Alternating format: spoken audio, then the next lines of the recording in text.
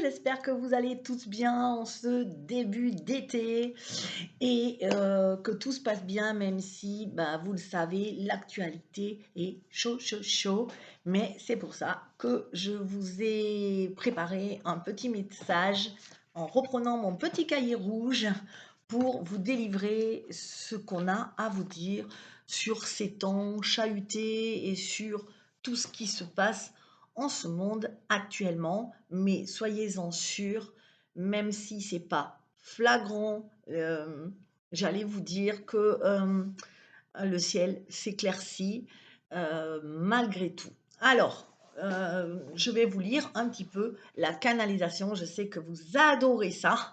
Donc, je prends mes lunettes puisque, évidemment, je ne vois pas sans ça. Alors, on y va.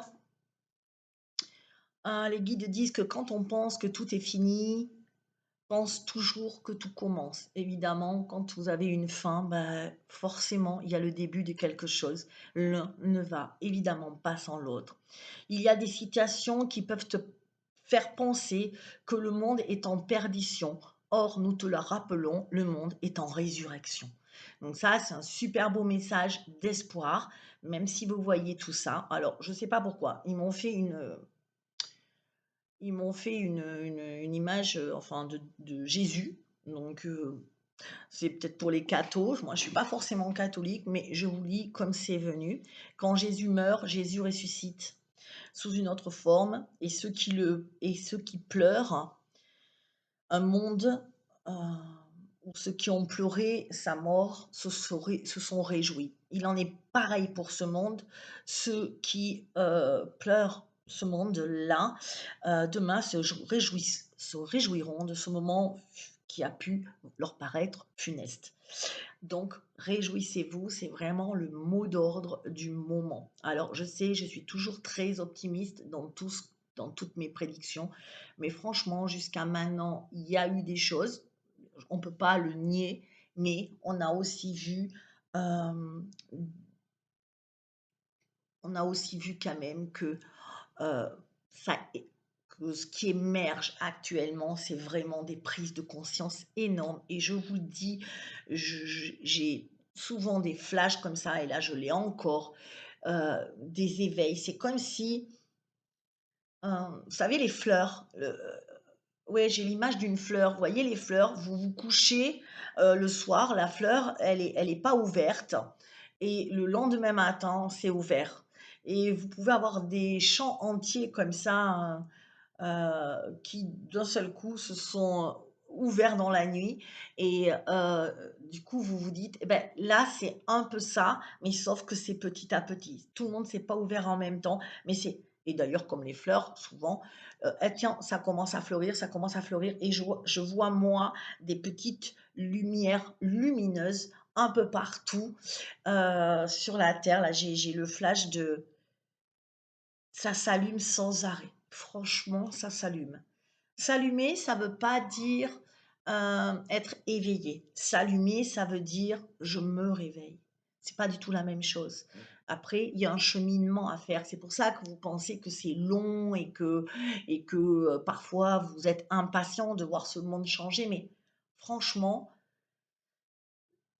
petit à petit, on a ça, on a, des appels. Voilà, c'est ce qu'on a, voilà, des appels. Ce sont ces appels qui font d'un seul coup s'éclairer la personne, et c'est ce qu'on appelle l'éveil, que vous avez connu aussi, que moi aussi j'ai pu connaître en 2010, et où d'un seul coup vous vous dites: «Waouh, là, ça ne peut pas continuer comme ça, il faut, il faut que ça change, il faut que je comprenne comment marche l'univers, il faut que je comprenne comment fonctionne la Terre, parce que je ne suis pas là, moi, être vivant. Je ne suis pas là juste pour me réveiller le matin, partir bosser, rentrer le soir, faire à manger, faire un petit bisou aux enfants, aller me coucher et repartir, et avoir simplement quelques week-ends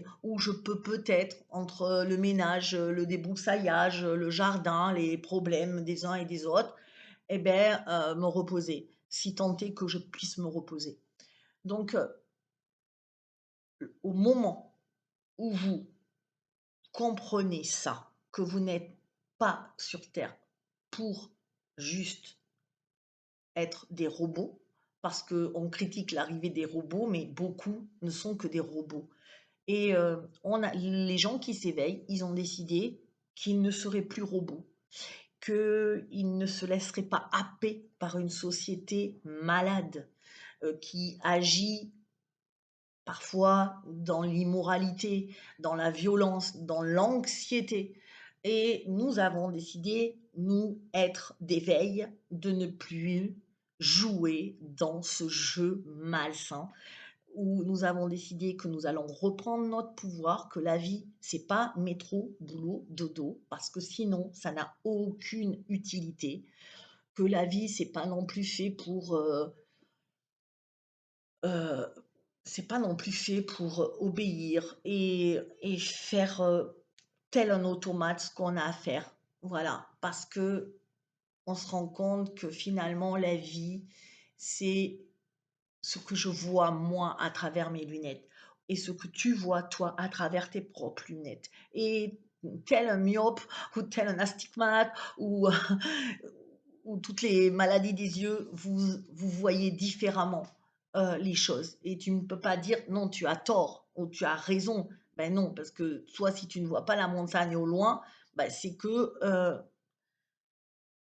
ta vue est différente de la mienne. Et là, c'est vraiment un exemple, mais vraiment, et on est différent et on a besoin de sentir qu'on est différent et qu'on est tous des individus avec nos particularités, nos zones d'ombre, nos zones lumineuses, qu'on est et qu'on n'est pas là pour juste subir, parce qu'on est beaucoup, beaucoup à subir. On est là pour vivre, pour s'amuser, pour être joyeux, pour faire ce qui nous fait vibrer, pour ressentir la beauté du monde, la beauté de la nature, l'amour avec un grand A, l'amour de tout, et être bien chaque jour dans sa vie sans se poser plein de questions de ce qui va arriver, ce qui va m'arriver. Vous savez que vous êtes juste une seconde dans cette vie. Dans l'infiniment, vous n'êtes même pas une seconde, vous êtes un dixième de seconde. On est là ponctuellement et demain on n'est plus là. Et tu peux pas te dire que ce moment qui t'est offert de vivre est fait que pour travailler, que pour subir, que pour pleurer ou t'angoisser. C'est ça, c'est rien du tout. C'est comme si tu partais en vacances et qu'on t'offrait un merveilleux voyage et que quand tu es inconscient, eh ben, tu vas en vacances, mais tu vois que la réservation, c'est pas bon, que l'eau, elle est pas chaude, que oh là là, il se passe, les voisins ont crié, il y a eu quelque chose dans l'hôtel, ou une dame est tombée dans les pommes, et que du coup, il y a aussi eu un orage violent, et que du coup, au lieu de regarder le positif de cette vie, c'est-à-dire d'aller sur ta plage privée, ou d'aller marcher avec tes sacs à dos et de profiter les pieds dans l'eau, de te poser, un, de faire un petit pique-nique sur la plage, de profiter de la pleine lune et du chant, peut-être d'un chant à la guitare. Bref, la vie, elle n'est pas faite pour se noyer d'inquiétude et d'anxiété et et de soucis. Et vous allez me dire, ben, comment je fais? Comment je fais? Enfile tes propres lunettes. Décide que tu es maître de ta vie. Parce que sinon, tu commences, tu travailles dans une usine, tu es exploité, tu as à peine de quoi finir tes mois et tu continues comme ça indéfiniment parce que tu te dis c'est la vie. Mais non, c'est pas la vie parce que de nos jours, ça tout change parce que on a l'éveillé ne veut plus ça. L'éveillé, qu'est-ce qu'il veut? Il veut, se sentir bien, faire ce qu'il a envie et pourquoi pas un jour ne pas travailler si tu n'en as pas envie. Et ça, c'est un concept que tout le monde dit: «Mais non, on est obligé de travailler». Oui, on est obligé parce que dans ce monde, heu, où chacun est en compétition, forcément. Mais si un jour tu veux, heu, ne pas travailler ou peut-être travailler, mais dans le plaisir, de faire ce que tu aimes, mais que comme moi-même, par exemple, je peux pas te dire: «Je travaille». Je peux te dire, je m'amuse et je vis de ma passion et vivre de sa passion, mais c'est pas du travail. Je peux pas appeler ça du travail. Donc, c'est tous les gens qui vivent de leur passion, ce sont des éveillés. Les éveillés vivent de leur passion. Les éveillés voient la vie en rose. Les éveillés peuvent ne pas travailler ou pourraient construire une communauté où on n'est plus obligé. Pourquoi est-ce qu'on doit être obligatoirement travailler? On peut faire des œuvres ensemble, monter des éco-villages avec de l'énergie solaire qu'on aura. Enfin, il y a tellement de choses à faire. Et le plus, c'est que l'éveillé comprend que tu es maître de ta vie et que la loi de l'attraction marche à la perfection. Si tu décides d'avoir ça, tu as ça. Mais encore faut-il comprendre et appliquer cette loi qui est, franchement, quand vous la maîtrisez, elle est d'une facilité déconcertante, c'est bluffant. Voilà, ça je voulais vous dire. Donc, tous les jours, il y a des éveillés. Toc, toc, toc, toc, ça fleurit dans tous les sens. C'est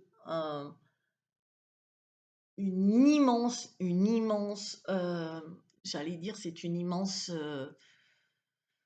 masse de gens qui chaque jour se disent: «Mais ouais, pourquoi?» Peut-être que toi, là, derrière ton écran, tu te dis à un moment: «Mais ouais, j'en ai marre, je peux plus faire ce boulot, c'est nul, j'aime pas, je vais changer, je vais comprendre comment ça marche» et pour comprendre comment ça marche, eh beh, il faut lire, il faut étudier, il faut se former, il faut être accompagné, comme moi je le fais dans Métamorphose ou ailleurs, il y en a d'autres qui le font aussi. Voilà et du coup, vous voyez que ce monde change quand vous changez de perspective. Alors, je vais, continuer ce que j'étais en train de vous dire. Donc la terre vient d'être libérée. Elle est libérée, vraiment, ça y est. Il y a des petits trucs. Vous vous rappelez la guerre de 39-45, le débarquement, c'est la France libérée. Mais c'est là qu'il y a eu des fois le plus d'atrocités parce que en face, ils ont perdu et ils se sont vengés au radour. On est l'expression la plus brutale et frappante. Donc voilà, donc ça veut être libéré, c'est bien, c'est comme vous, quand vous vous libérez de quelque chose, il y a une espèce de soulagement, mais en même temps, ça fait tout ressortir, toutes vos émotions et donc vous vous sentez pas très, très bien. Donc on vit un peu à l'échelle du monde, à l'échelle planétaire, à l'échelle de l'univers, un peu ça. C'est-à-dire que la Terre vient d'être libérée, mais justement, eh beh, comme elle est enfin libérée, il y a plein d'émotions qui sortent, il y a plein, il y a l'évolution, qui va à vitesse grand V et on sort quand même de millions d'années d'esclavagisme, de soumission, de pression, quoi qu'il en soit. Voilà, c'est ça le souci et donc du coup, on est libéré, parce que la terre est une prison. C'est et pour certains, ça pouvait être un enfer, ça dépend comment vous le prenez, évidemment. Et c'est pour ça que la Terre, c'est noir ou blanc, c'est grand ou petit, c'est noir, oui, je vous l'ai déjà dit, noir ou blanc, blanc ou petit, gros ou maigre, bien ou mal.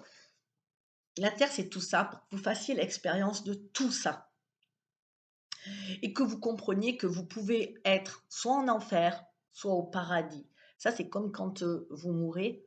J'avais souvent lu, enfin j'ai lu là-dessus il y a bien longtemps, beaucoup de livres sur la réincarnation et sur la vie après la mort, peut-être vous aussi et je m'étais rendu compte, comme ça m'avait, frappée, j'étais pas encore dans un grand éveil puisque c'était au tout début, de mes prises de conscience, mais déjà très jeune, je comprenais pas comment marchait cette vie et j'ai toujours pensé que j'avais été parachutée sur terre et que j'avais sûrement quelque chose à y faire, mais que je comprenais pas du tout quoi. Est-ce que je comprenais pas du tout ce monde. Donc j'ai très tôt, peut-être à 15 ans, 14 ans, je voulais comprendre, je voulais essayer de vraiment comprendre le fonctionnement et qu'est-ce qui se passait après la mort, parce que ça, c'était ce qui me... Je me rappelle que je m'endormais et que j'imaginais qu'il n'y avait plus rien après. Et je me disais, c'est pas possible que je sois plus rien. Et ça vous met des angoisses de fou parce que vous dites c'est fini, mais alors et ça peut faire remonter des grosses angoisses. Et je me suis dit non, c'est pas possible que ce soit fini. Donc j'avais lu. Et là, j'étais tombée sur des livres où on expliquait, vous savez, les NDE, voilà, les morts avec le tunnel et tout ça. Donc je lisais un peu ça. Et un jour, je suis tombée sur une histoire qui m'avait vachement frappée. C'est que un gars avait eu, avait fait cette expérience-là et lui, quand il est revenu de ça, il a dit qu'il avait vécu l'horreur. Parce qu'il y en a beaucoup qui vous disent: «Il y a le tunnel, il y a ça», mais il y en a aussi qui vous disent: «Bah, j'ai vécu l'horreur, j'étais en enfer, c'était terrible». Et le professeur qui avait écrit ce livre, disait que cet exemple-là, il était flagrant, il en avait déjà vu beaucoup, mais les personnes avaient la même particularité. C'était des hommes qui n'avaient pas été très sympas, ou qui avaient trompé leur femme, il avait vu ça de ses études. Et donc je m'étais dit: «Oh, c'est bizarre». Moi, ça m'avait... Ouais, tromper sa femme et du coup tu vas en enfer, enfin ça faisait un peu catho, le truc que justement je me refusais à croire. Et donc je me suis dit: «Mais, le gars» et là dans ma tête, c'est là, franchement, c'est là qu'a germé cette idée que: «Mais non, tu vas en enfer si tu penses que tu mérites l'enfer». Et et après, j'ai continué à lire, à me documenter, à comprendre et j'ai compris ça, hein. Et puis ensuite, les guides m'ont quand j'ai commencé à canaliser, j'ai compris tout ça, qu'en fin de compte, eh ben en fin de compte, c'est l'après la mort, c'est exactement comme la vie, c'est que tu projettes ce qui va, tes croyances. Donc si tu crois que tu mérites d'être en enfer, tu seras en enfer. Et si tu crois que tu mérites une belle vie, ou une une belle mort, ben, tu seras «au paradis» entre guillemets.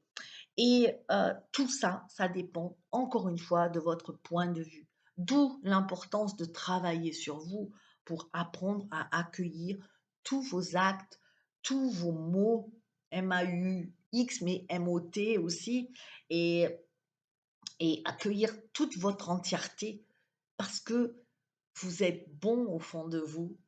Moi, je suis toujours persuadée que l'homme naît bon, heu et que c'est la société qui et tout ça qui arrive à après vous voyez souvent je regarde, c'est pareil, je suis les psychopathes, les machins, bon, on dit que c'est une maladie, mais c'est ce que j'ai compris, c'est que à la base, c'est quelque chose de oui, ça peut être une maladie, c'est un gène, voilà, on va dire. Peut-être que je pense que c'est héréditaire et que mais selon comment vous êtes élevé, ça va se développer ou ça ne va pas se développer.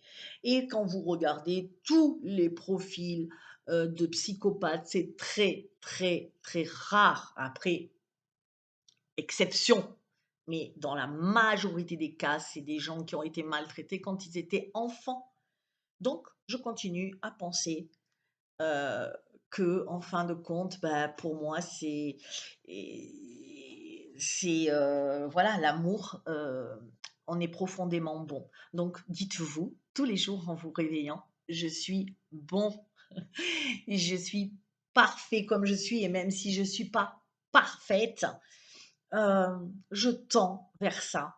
Je fais de mon mieux» et c'est pour ça qu'on dit: «Il faut faire de son mieux» parce qu'on ne peut pas le principe, c'est de faire ce qu'on peut et peut-être qu'on fait pas bien et c'est vrai et on a tous eu des fois où on n'a pas fait bien, mais le but, c'est de se pardonner, de se dire: «Je ferai mieux la prochaine fois». Voilà. Bon, je me suis écartée comme d'hab et là, vous devez dire: «Mais le cahier rouge, le cahier rouge!» Donc je disais qu'on était en esclavagisme. L'homme né, ah, ben tu vois, je ne me rappelais plus, mais l'homme né et dans son regard sur le monde, il ne voit que sa survie. Voilà, il naît, il est bon, mais après, il voit que sa survie. C'est-à-dire qu'il y a l'instinct de survie qui se met en place.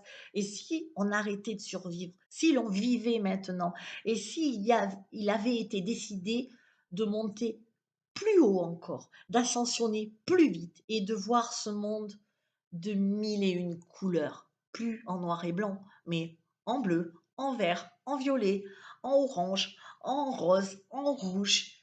C'est ça la vie. Arrêtez de la voir en noir ou en blanc.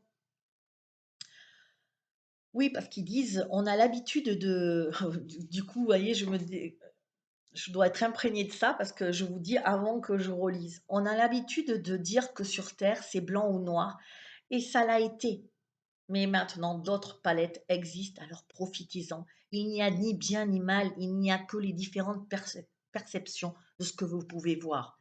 Personne n'a vraiment tort ou raison, chacun a raison dans sa perception des choses et du monde. C'est l'histoire du 6 et du 9 que ils vont se battre, il dit mais moi je vois un 6 et comme l'autre il est inversé, il voit un 9, c'est exactement comme ça.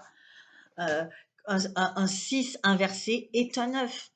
Donc personne ne peut te dire tu as tort ou raison parce que les deux ont raison. Vous voyez ce que je veux dire? C'est juste de où tu te places. Donc parfois, quand vous pensez avoir raison ou avoir tort, déplacez-vous légèrement et vous comprendrez qu'il n'y a pas de tort ou de raison. Les émeutes de, des dernières heures, des derniers jours nous ont montré, euh, pour moi, l'exemple frappant de que personne n'a vraiment tort et que chacun a juste sa peur.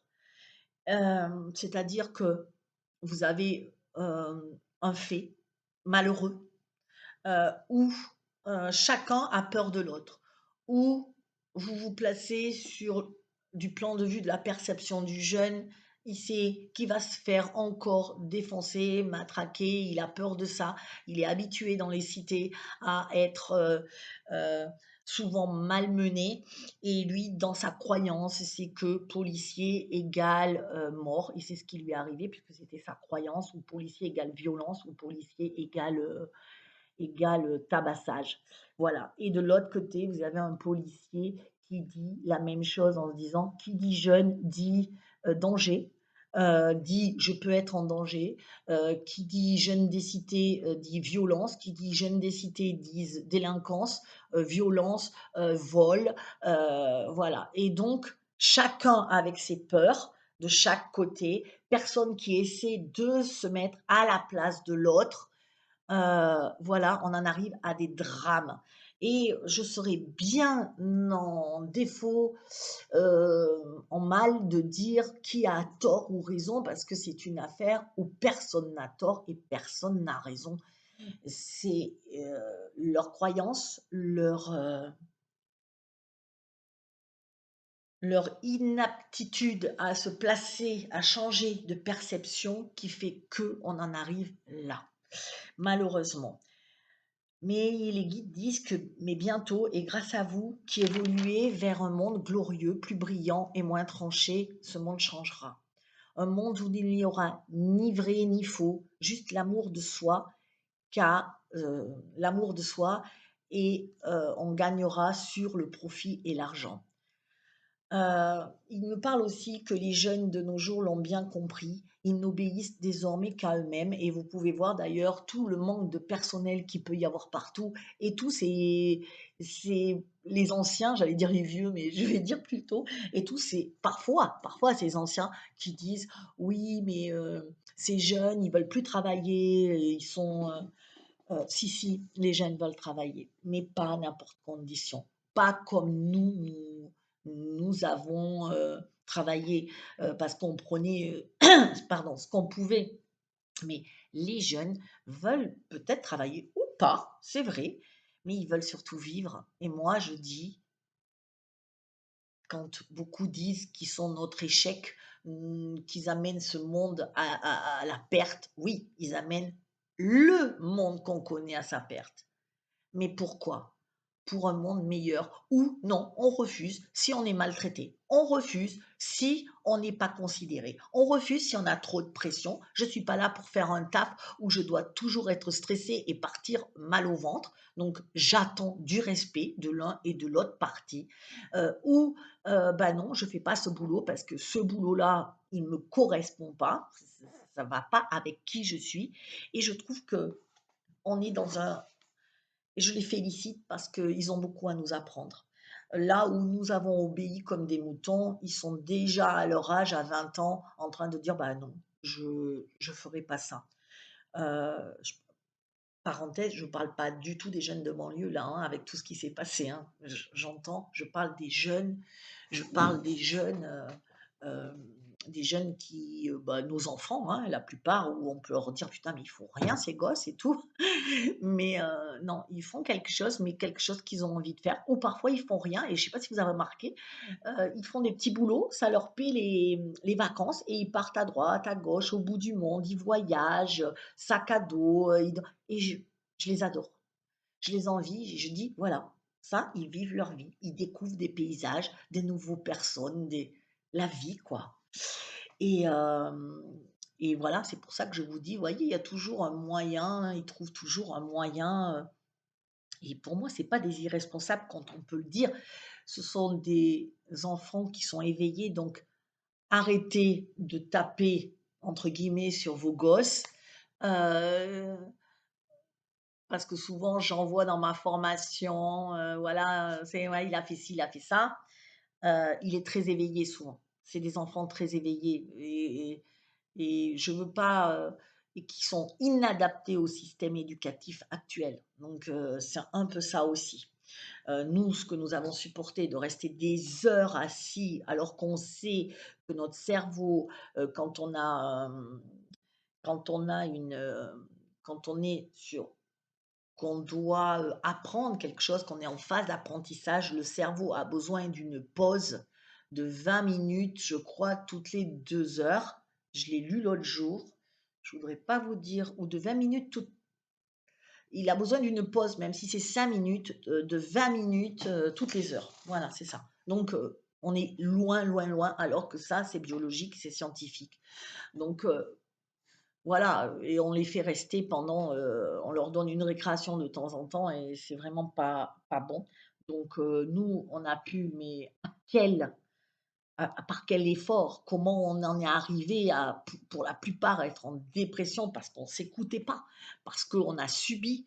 Donc, moi, je dis que, voilà, c'est un peu ce que je comprends des jeunes. Et ils me disent, les jeunes l'ont bien compris, ils n'obéissent désormais qu'à eux-mêmes, et ceux qui les pensent irresponsables ne comprennent pas qu'ils sont en train de créer un nouveau monde où le profit n'est plus l'essentiel et qui pensent à eux. Les émeutes ont montré les limites de notre État. Ah, voilà, ils m'ont parlé des émeutes. Nul ne pourra sauver personne tant que les gens resteront sur leur certitude. Toujours la perception, comme je vous avais dit. N'attendez aucune recette magique, n'attendez aucune intervention d'un gouvernement ou sur des interventions qui vont être ponctuelles mais qui ne mèneront à rien. L'évolution explose aussi chez eux. Euh, alors, cette phrase-là qu'ils m'ont dite, elle est un peu dure à comprendre quand on voit que tout le monde casse, mais c'est comme si ras-le-bol, ras-le-bol, comme votre enfant quand il fait des dégâts partout. C'est, quand, combien de fois on a eu des enfants, qui se comportent mal, mais c'est juste pour dire: «On est là, on existe, on est là, on existe» et là, il y a tout à reprendre effectivement. C'est mais tout ça, toutes ces émeutes, heu, que je trouve déplorables parce que c'est un tel déchaînement de violence, et ça pour moi c'est une accumulation de c'est une accumulation de colère. Voilà, c'est la colère et c'est mis à exploser et ça nous montre bien qu'on est dans un système qui est à bout de souffle. Alors ne croyez pas aux recettes miracles, ça c'est on me le dit bien. Heu, heu, ça va se calmer. C'est pas ça vous montre encore un peu plus la chute de ce système. Alors en septembre, il y a un nouveau départ, enfin une nouvelle énergie, un autre temps arrive. Voilà, c'est ce qu'il me dit. En septembre, un autre temps arrive, celui de l'effort. C'est pas c'est pas ce que vous attendiez. Vraiment, il y a celui de l'effort. On me dit l'effort d'agir, l'effort de dire non, l'effort de résister. Heu, mais après l'effort, le réconfort. Les cieux, n'en doutez pas, les cieux s'éclaircissent, soyez-en sûrs. Travaillez absolument vos jugements. Regardez l'ensemble comme un grand tout, comme une entièreté. Changez de positionnement, œuvrez pour l'amour et des temps plus doux arriveront. Voilà, c'était ma canalisation du jour avec mon cahier rouge que j'ai repris pour cette occasion. Euh, donc vraiment, bah merci, merci au guide, merci à vous qui m'écoutez. Merci d'essayer de ne pas juger ni d'un côté ni de l'autre et de se dire que tout ce qui arrive, c'est pas la catastrophe, c'est qu'on est obligé, comme je vous l'ai dit, d'en finir avec quelque chose pour que quelque chose d'autre naisse. C'est en train de naître, c'est en train de grandir. On ne sait pas ce qui va sortir de tout ce qui s'est passé. Visiblement, il ne va rien en sortir du côté des politiques. Pour moi, c'est une guerre de trucs. Il y aura, non, on oubliera. Ça va s'oublier. Ça n'existera plus. Il y aura quelques décisions qui vont être prises, mais on va pas dans le fond du problème. Et le fond du problème, il peut être résolu que par un éveil. Quand les personnes se disent, OK, j'en ai marre de cette vie, je vais m'éveiller. Quand les gens vont voir que l'argent n'est plus le centre du monde, parce que oui, l'argent dans ce monde, c'est le facteur, c'est vraiment la condition sine qua non, mais non, on peut vivre sans argent. Je le redis, on peut faire pousser ses légumes dans son jardin. On peut faire une maison écolo avec des panneaux ou avec un fonctionnement solaire. On peut éviter de consommer des choses qui ne nous servent à rien. Voilà, on est dans cet éveil-là où du coup, bah, on peut juste faire notre jardin, rendre des services aux uns et faire des échanges sur des ressources. Toi, tu as ci, toi, tu as ça. Parfois, c'est ce qu'on fait aussi dans Métamorphose, parce que les filles ont développé des dons et ben, combien de fois, du coup, bah tiens, elles échangent entre elles, tiens, tu me fais un soin et moi, je te ferai ta carte de visite, ou je sais pas, tu me fais une guérison émotionnelle et moi, de mon côté, je te déparasite ta maison parce qu'on a chacune nos spécificités. Et donc, du coup, ben, on s'entraide. Mais c'est ça, en fin de compte, la vie. Et l'argent, de toute façon, finira par... ça sera plus le moteur de ce monde. C'est pas pour tout de suite, je vous l'accorde, mais c'est pour quand même dans l'avenir proche, je pense. Donc, encore une fois, on investit dans l'immobilier, dans quelque chose voilà, qu'on on va pas perdre. Et,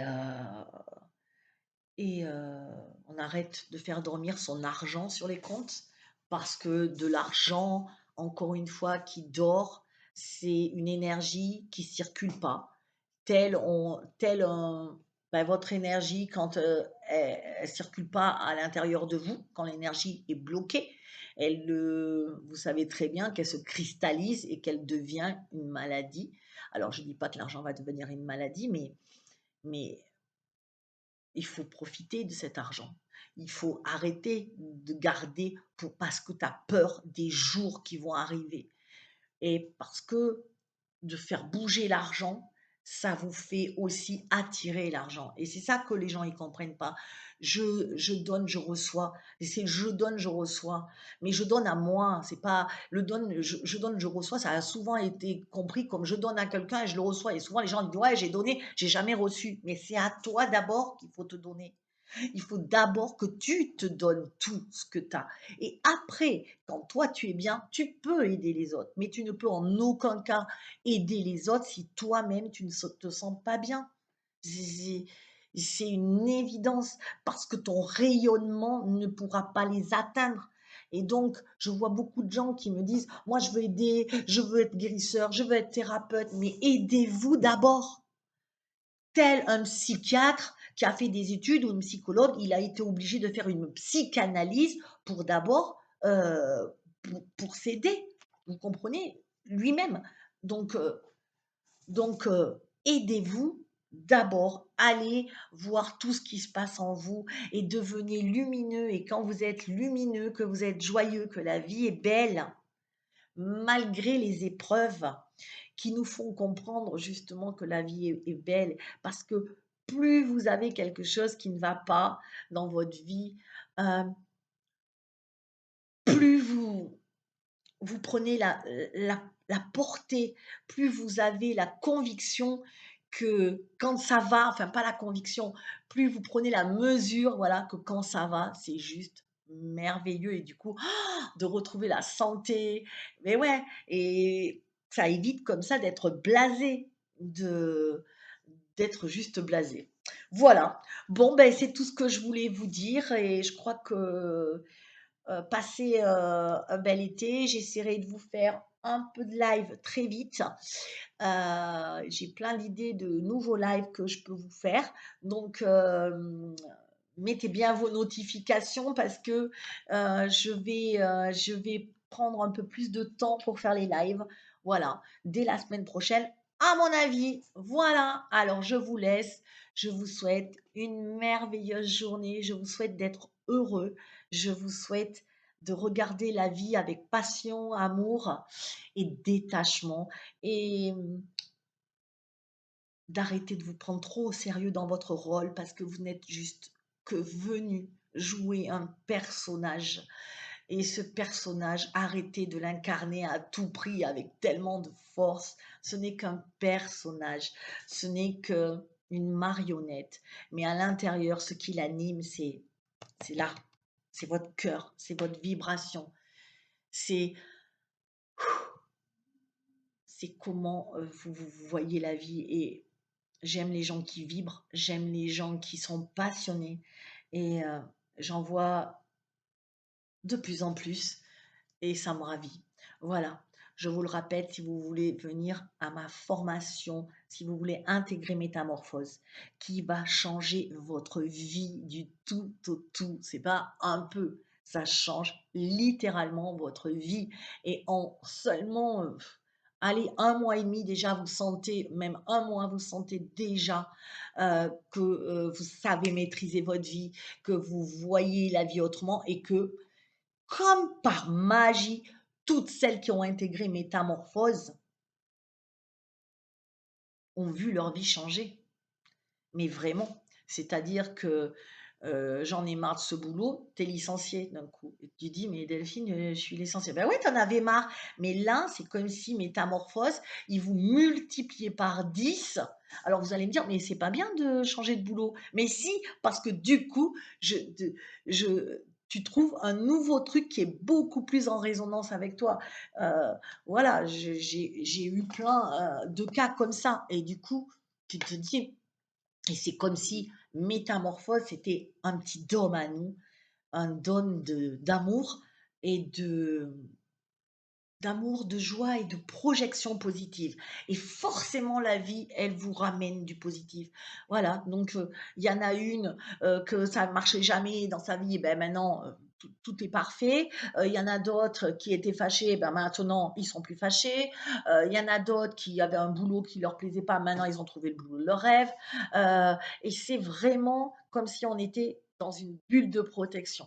Voilà, c'est je vous en parle avec passion et ferveur parce que j'ai créé ça et je pense que c'est on m'a fait créer ça et je pense que je remercierai chaque jour l'univers de m'avoir permis de créer ça parce que, c'est juste merveilleux de rendre les gens heureux.